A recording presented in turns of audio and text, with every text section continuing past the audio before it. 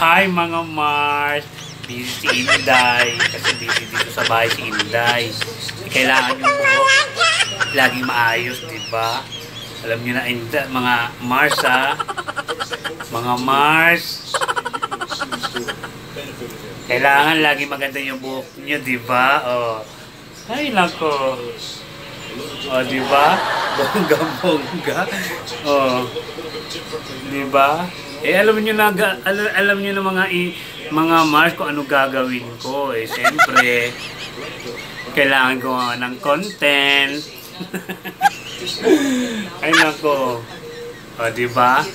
Ay, nako. O. Ganda-ganda ni Inday. Nako, mga Mars. Ay, nako. Maganda-maganda na, o. Diba? Siyempre, kailangan ng lipstick. Wow! Para mas lalong maganda, di ba mga Mars? Oh. Kailangan maganda, oh, di ba? Shout out pala sa nagregalo sa akin nito. Binigay sa akin ng ka-Mars ko, binigay sa akin nung magbagong taon. Binigay niya sa akin to. Shout out po sa iyo. Yung nagregalo sa akin nito. Siyempre, magpapaganda si Inday. Ayan ang anak ko. Ayan, baby ko. O, diba? Kung yung nagtatanong sa akin kung single mama ko, iniwan ako ng mga boyfriend ko. Ay, nako. Pagkatapos ng lahat, iniwan nila ako. Pero okay lang. Kinaya ko naman ang lahat, diba? O, siyempre, papaganda mo na si Inday.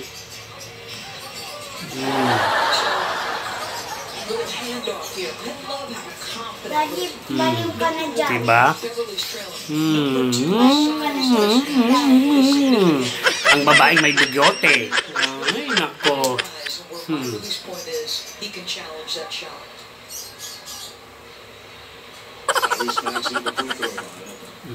Baliw ka na, Inday. Shout out sa nagbigay sa akin ito ha. Kasi daw sabi niya sa akin, pag nagbablog daw ako, kailangan may lipstick. Kaya ito, ginamit ko na. Shout out sa'yo, Susie Amaro. Diba? Binanggit ko na yung pangalan. Madam Susie Amaro, shout out sa'yo. Ito yung binigay mo sa akin ng lipstick. Isa po sa followers ko. Kaya kayo, kung mayroon kayong damit dyan na ibibigay kay Inday, ibigay nyo na. Para magamit naman kahit paano, ma-shoutout ko kayo. O, diba? O, shoutout sa'yo ulit, Madam Susie Amaro. Salamat sa binigay mo lipstick, pampaganda kay Inday. Makakarami na naman si Inday, diba? O, diba? Ganda-ganda.